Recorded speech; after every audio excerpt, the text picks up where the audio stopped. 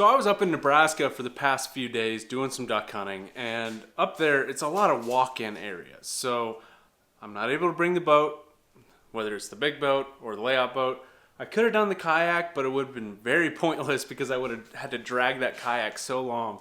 But I had an idea pop in my head. I've been contemplating doing this, and I think it's going to be a great idea.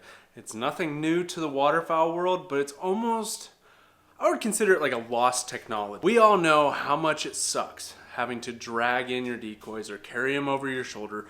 Decoys just get dang heavy. And sometimes you need to bring the numbers, and sometimes you have a very long walk to go. We're talking like a mile, mile and a half just to get to your hunting spot. And there's nothing worse than dragging your decoy sled and just having dead weight behind you the whole time. And now that I'm hunting with Cora, I've got her dog blind to carry and all of my stuff as well. So it's a lot to handle. And so I'm thinking of ways that I can cut weight on my trip, and this idea popped into my head. Now there are decoys out there that are marketed as lightweight, but the thing that sucks about it is they're so dang expensive and you don't get all of the different body postures of the decoys. So here's an idea that I've had, and if you guys listen to the Rogers Sporting Goods podcast, you would have heard me kind of mention this on what is the most recent episode at this point, and that is what we're going to be doing today. I've got these HD mallards from FA. These have seen a couple seasons of use, so they're not new decoys by any means. They've got their fair share of, little wear and tear here and there. But what we're going to be doing today is turning these decoys into my ultra light rig. So stay tuned. Oh gosh, I wonder how heavy just a dozen of these is. It's not light, I will say that. So here's my plan. I'm going to take these HD mallards and I'm going to turn them into a water keel decoy. So I had some water keel decoys a few years ago. I mean, a few meaning like 5 or 6. Like when I first started getting into duck hunting, I bought them at Walmart. It was like super sale, and I used them. And I really liked them because they were so lightweight. So the downside of a water keel is that you're losing all the weight in the keel and your decoy's not going to self-right. But here's the thing, is the decoys that are marketed as being really lightweight, I've used them and they're great decoys, but if you want them to be as light as possible, they're still not going to self-right. So what I'm going to do is take these HD mallards. I think they sell for like $100 a dozen or so, something somewhere around there. Sometimes better if you can get a good deal on them. Let's weigh this and see how much it weighs with all this sand in the keel. 1 pound, 8 ounces. Time to get to work. The water keel decoys that I had previously, it was really simple. It was just the same shape as the keel, but this end was cut off and this end was cut off, and there was a couple of holes throughout the center of it. So the idea is that once you toss it in the water and this fills up with water, it's going to still ride just like if there was sand in the keel. But what we're going to do, first off, is we're going to just go ahead and lop this cap off.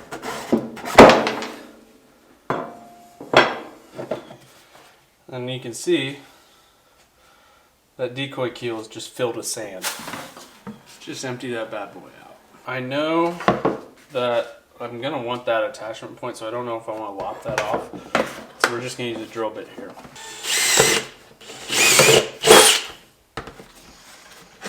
We'll put a couple through here.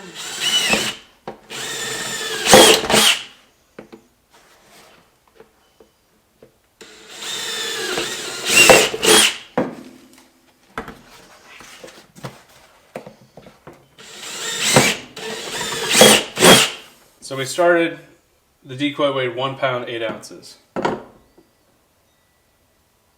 Now it's 1 pound, 1 ounce.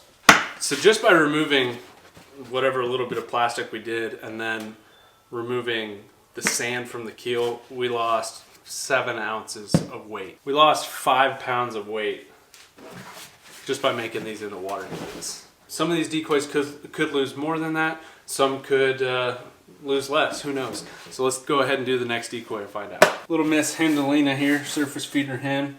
Let's put her on the scale. She's 1 pound, 8 ounces as well. So let's do it to it. And now she's going to weigh in at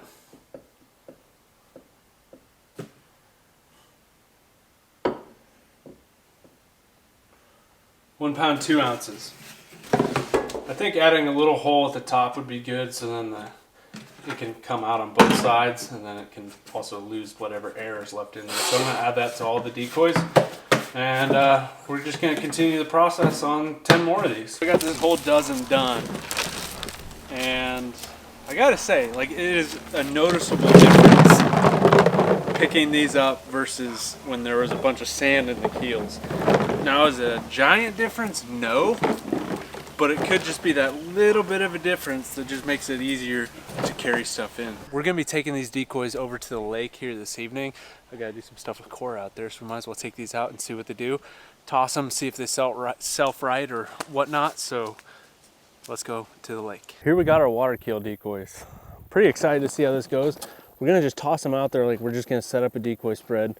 And I'm curious to see if they're going to wanna lay on their backs, or if I toss them, most of the time they're going to land right side up. So this will be a good test for them. But as far as like picking up a dozen of them, I can definitely tell there's a significant weight difference between having weighted keels and having the water keels. So I guess let's just get to tossing these bad boys and see what they do.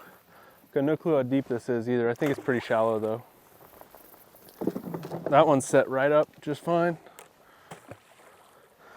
That one did not. Might also just be how you toss it too, but we're just gonna see what we can do here.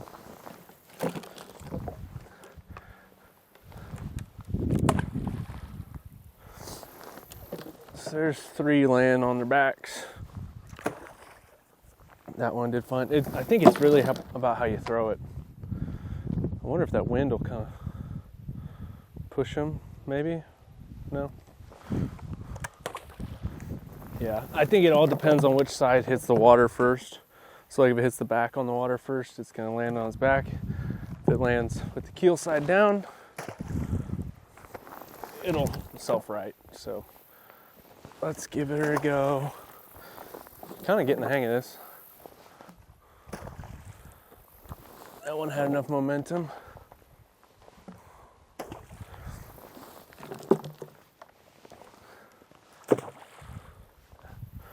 Okay, well there we go. We had 1, 2, 3 decoys, not self-right. Well, they're not going to self-right, but that looked good. I'm also curious about how it's going to like affect how well they move on the water with them being a little bit lighter. They seem to be moving pretty good. They drain quick too. Wow. Nice. I think this idea was a success.